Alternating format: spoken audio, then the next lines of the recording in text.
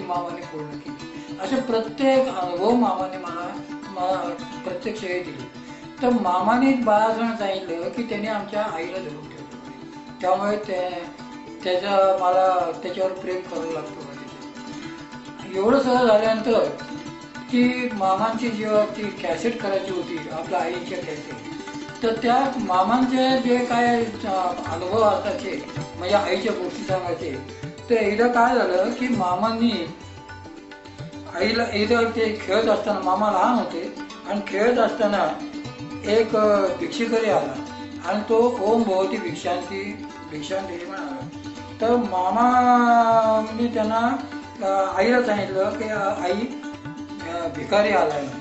तर आई म्हणाली अरे तो भिकारी नाही आहे, तो भिक्षेकरी.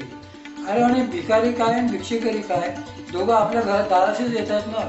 त्यामुळे भीक आणि भिक्षेमध्ये काही अंतर आहे. तुला जेव्हा तुझ्यावर वेळ येईल तेव्हा तुला ते समजेल तुला. तर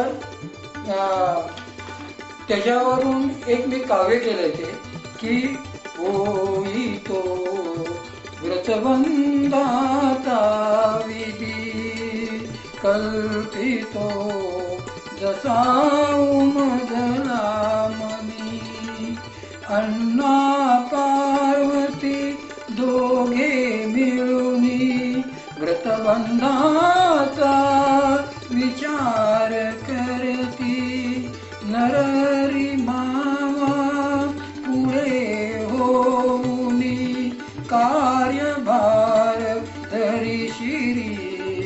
होईतो व्रतबंधाचा विधी निसर्ग रमणी पुण्य पावनी अशा बनेश्वर स्थळी.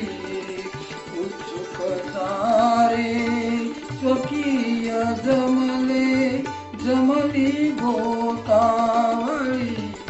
होईतो व्रतबंधाचा विधी वय मामांचे शैशवातले. इवल्या हस्ते दंडक आले मंत्रानादे विधी संपले. पाहूया आता भिक्षावळी. होईतो व्रतबंधाचा विधी घेऊन झोळी मामा उठती. पार्वती माते पुढे टाकती. ओम भवती भिक्षां देई म्हणता आईची लोचन पाणावती. होईतो व्रतबंधाचा विधी भीक भिक्षे मधले अंतर फिटले सारे. होत स्वभिक्षुक नेत्र भेटीने मना उमजली स्वानुभवाची खुबी. होईतो व्रतबंधाचा विधी. तर अशा प्रकारे भीक आणि भिक्षेमध्ये काय अंतर आहे, तर जेव्हा त्यांची मुंज झाली आणि जेव्हा ते ओम भवती भिक्षांतेही म्हणायला लागले तेव्हा त्यांच्या डोळ्यात पाणी आलं आणि आईने सांगितलं होतं त्यांच्या की मी तुला नंतर तुला समजेल. आणि अशा वेळेला त्यांना त्यांच्या मुंजीच्या वेळेला ते जेव्हा ओम भवती भिक्षांतेही म्हणाले तेव्हा त्यांना समजलं. अशा या लहानसहान गोष्टीचं मार्गदर्शन सुद्धा पार्वती देवी कधीच अशा या ताबडतोब करायचे नाही. तुला वेळ आली की समजेल, तुला वेळ आली की समजेल. आणि अशा प्रकारचे उदाहरणं देऊन त्यांना त्या घरातली साधी साधी उदाहरणं द्यायची आणि त्याच्यावरून त्यांना हे करायचे तसं. आणि अशी उदाहरण देताना त्यांची जी उदाहरणं आहेत दिलेली त्याचा आपला एक संग्रह असावा. आणि त्यासाठी मी माऊलीत गेलो आमच्या आश्रमात आणि तिथे त्यांच्या वामनराज मासिक आणि आपलं संतकृपा मासिकातून त्यांच्या मामांच्या प्रवचनातून त्या आई ज्या गोष्टी सांगायच्या त्या गोष्टीचं संकलन केलं. आणि संकलन माझ्या भावाने त्याचं हे केलं आणि ते संकलन झाल्यानंतर ती सीडी आमच्या मामांकडे घेऊन गेलो. तर मामांकडे काही साधक बसले होते आणि साधकांपैकी म्हणजे माझी जी इच्छा होती की मामांचं त्यांच्या आईवर एवढं प्रेम आहे, तर आपण ती सीडी मामांना दाखवली तर त्यांना खूप आनंद वाटेल, म्हणून मी ती सीडी घेऊन गेलो. आणि मामाने अक्षरशः त्यांची एक सेवेकरी जी मुलगी होती श्यामा म्हणून, ते तिला सांगितलं की अगं आपला टेप रेकॉर्डर घेऊन ये, इयरफोन घेऊन ये. आणि त्याने 2 मिनटं माझं मी रचलेलं ते जे हे होतं तर त्याने ते ऐकलं 2 मिनटं आणि बाकीचे साधे बसले होते त्यांना दिले आणि त्यांना म्हणाले की बघा बघा मुकुंदाने म्हणे आमच्या आईच्या गोष्टीची संकलन केलेले, बघा बघा म्हणे. आणि त्याप्रमाणे सगळ्यांनी एक मिनिटं ऐकून मला एवढंच म्हणाले ते की तू जे सांगितलंय ना हे शिक्षकासारखं झालंय, ते प्रोफेसरसारखं कर. आणि मग मला आणखीन हुरूप चढला आणि मी ती कॅसेट घेऊन आमच्या सासूरवाडीला गेलो आणि सासूरवाडीला सगळ्यांना ती ऐकवली. आणि माझे चुलत सासरे होते ते म्हणाले की आम्हाला पण ऐकवा. मी तेवढ्याच भांडी घ्यायला, स्टीलचा पण धंदा मी केला, तर ते स्टीलची भांडी घ्यायला म्हणून मी गेलो होतो. येऊन पाहतो तर आमचे चुलत सासरे म्हणाले आम्हाला पण ते ऐकायचं. तर ती कॅसेट लावली, तर ते प्रवचन वगैरे जे काय मी रचना केली होती ती सगळी कोरी कॅसेट झाली. आणि त्यात कोणतरी आमच्या मेवण्या लहान मेवणे होते, त्या मेवण्यानी हिंदी गाणी त्याच्यात रचली होती आणि ते हिंदी गाणी झाली त्याच्यात. तर मी छान झालो, म्हटलं अरे आपण तर हे केलं होतं, हे कसं आलं. तर तो मेवणा म्हणाला की आम्हाला वाटलं कोरी कॅसेट आहे म्हणून आम्ही ती हिंदी गाणी त्याच्यावर केली. मग नंतर 10 वर्षानंतर मला परत तो योग आला.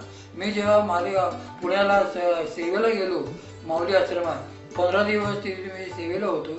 त्या सेवेमध्ये मी परत त्या रचना केल्या आणि त्याच्यावर मातृबोधामृत असे एक पुस्तिका तयार केली. ती अजून छापण्यासारखं झालं नाही किंवा छापण्या इतकं त्याचं हे नाही आहे. जेव्हा सद्गुरूंना ती पसंत पडेल तेच ते छापून घेतील. आणि तो अनुभव मला जो काय त्यांच्या आईबद्दल मला वाटायचं किंवा मामांना खूप आनंद वाटेल, तर ते खरंच त्यांनी ते सीडी वगैरे बघून ती सीडी पण मी केली, त्यांनाही आनंद वाटला. हे जे मामांचे अनुभव आहे आणि मामा मनातले मनकवळे होते, आपल्या मनात काय चाललंय हे प्रत्येक सद्गुरूच्या बाबतीत आहे. मला जेवढे सद्गुरू माझ्या जीवनात भेटले आले आणि माझ्या जीवनात बरेच सद्गुरू आलेले आहेत माझ्या ह्याच्यात आणि त्यांचं आगमन झालेलं माझ्या वास्तू, म्हणून माझ्या वास्तूचं नाव मी गुरुकुंज ठेवलं. एवढे गुरु मला भेटलेले इथे. आणि मामाने या गुरूंच्या बाबतीत सांगायचं झालं तर नर्मदा परिक्रमेला जेव्हा मी मामांची सेवा म्हणजे एक तहसीलदार होते, ते तहसीलदार आणि आम्ही मामांची सेवा करायचो, पाय दाबायचो त्यांचे. ते एक दिवस पाय दाबतो, सुदामे म्हणून होते तर ते सुदामे आणि आम्ही दोघं त्यांचे पाय दाबायचो. तर पाय दाबता होता ते म्हणाले आता पुरे झोपा आता. तो म्हटलं मामा मी अजून थोड्या वेळ दाबतो ना थोडी. तो म्हणे अरे काय लाडी गोडी काय लावली, काय मागायचंय म्हणे.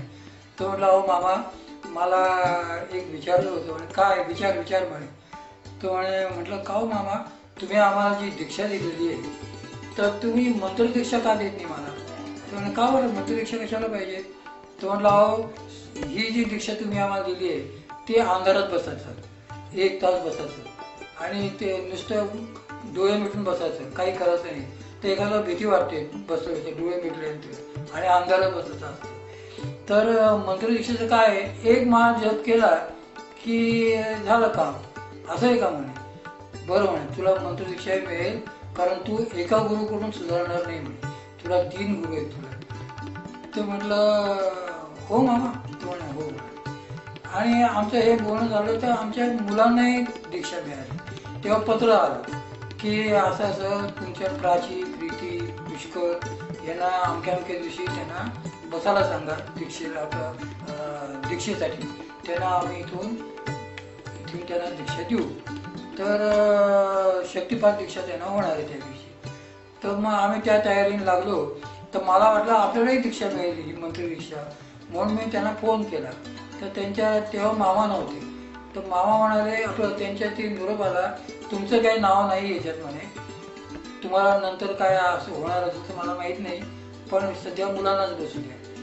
मग आमच्या तिन्ही मुलांना, म्हणजे माझ्या मुलीला तिच्या वयाच्या 8व्या-9व्या वर्षी, मोठ्या मुलीला 10व्या-11व्या वर्षी आणि मुलाला त्याच्या 12व्या-13व्या वर्षी असं तिघांनाही दीक्षा मिळाल्या.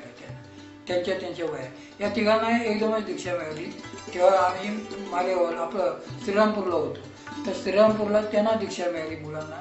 मला नाशिकला श्रीरामपूरला मिळाली आणि मिसेसलाही श्रीरामपूरलाच मिळाली दीक्षा. जेव्हा आपली साधना होते किंवा हे होतं तेव्हा ते गुरु काय मागावं लागत नाही, गुरु हा आपण होऊन येतो असं आमचे सद्गुरू सांगायचे.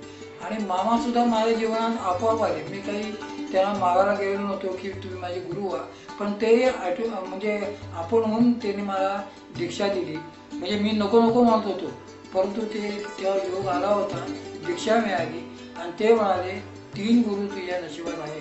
आणि ते जेव्हा तिथे ते बोलले आणि नंतर मग मामाने देह ठेवला. त्याने जरी देह ठेवला असला तरी अजूनही आम्हाला आमच्या सद्गुरूंचे अनुभव अजूनही येतात. आणि मग त्यांनी देह ठेवल्यानंतर त्यांच्या गादीवर श्रीदादा कवडे महाराजांनी यात्रेला त्यांच्याबरोबर गेलो आणि पिठापूरच्या इथे त्या अलीकडे अय्यप्पाला आम्ही जेव्हा गेलो तेव्हा अय्यप्पाच्या इथे दादांनी आम्हाला सांगितलं की मुकुंदराव तुम्हाला उद्या मंत्रदीक्षा मिळणार आहे, तर तुम्ही उद्या एक नारळ घेऊन ठेवा. मला आनंद वाटला की कारण मी दादांना काही मागितलं नव्हतं, मी मामानं मागितलं होतं मला मंत्रदीक्षा मिळायचा. पण मामा म्हणाले की तुला 3 गुरु भेटतील. तर त्या दिवशी दुसऱ्या दिवशी नारळ घेऊन गेलो तर तिथे मला मंत्रदीक्षा झाली दादांसाठी. श्रीदादा कवडे महाराज की ते सध्या मामांच्या गादीवर आहे आणि ते पण एक फार थोर सत्पुरुष आहे. ते मोठमोठे प्रकल्प आहेत त्यांचे, सिद्धपीठ, तपोवन, आळंदी, हेळवाक, माणगाव, पुणे, जळगाव, जामोद या ठिकाणी त्यांचे मोठमोठे आमचे प्रोजेक्ट आहेत श्रीपाद सेवा मंडळाचे आणि ते कार्याचे हे करत आहेत. आणि त्यांना मी याला मामासुद्धा दादासुद्धा मनातलं आपलं लगेच ओळखतात. मामा पण ओळखायचे, दादाही ओळखतात. कारण माझा मुलगा व्यवसाय करायचा आणि त्याला एकट्याला खूप त्रास व्हायचा, तर मला ते म्हणायचे की तुम्ही पेन्शन घ्या, त्याला मदतीला काहीतरी तू घे, पेन्शन घे. आणि मला नोकरीपेक्षा व्यवसाय करायला फार आवडतं. अजूनही माझे व्यवसाय काही ना काही चालूच आहे.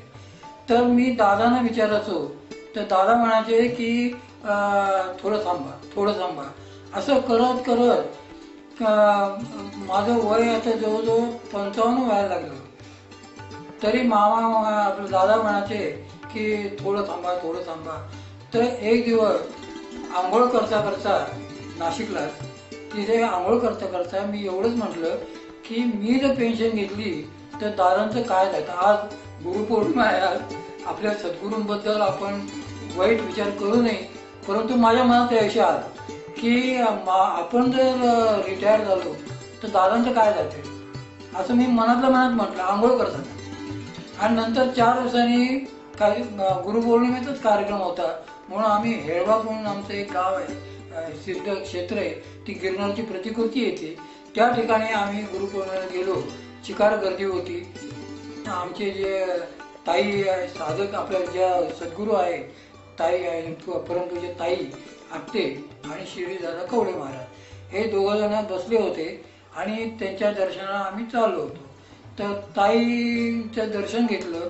ताई म्हणाले काय मुकुंदराव काय म्हणताय, कसं काय चाललंय. तर दादा शेजारी बसले होते. दादा म्हणाले अहो ताई ते मला शिव्या घालतात म्हणे मला. तर म्हणे शिव्या घालतात का मुकुंदराव काय झालं म्हणे. तर म्हणे त्यांना रिटायर व्हायचे. तर म्हणे मुकुंदराव रिटायर होऊ नका, मुलींची लग्न होऊ द्या, मुलाचं लग्न होऊ द्या आणि सध्या तुम्ही ज्या याच्यातून चाललेला आहात ते सगळं हे होऊ द्या. आणि दादा सांगतायत ना तुम्हाला थोडं थांबा, त्यात काहीतरी सत्य आहे. तर मग इतक्या दादा सांगितलं तेव्हा पेन्शन घ्या. म्हणजे मी मनात बोललो होतो, परंतु दादानी ते ओळखलं, ते ताईनं सांगितलं. कारण दादा शेवटी दादांना सुद्धा मी मामांच्या ह्याच्यातच पाहतोय. म्हणजे दादा म्हणे मामा मला वेगळे नाहीच आहेत. आज गुरुपौर्णिमेचे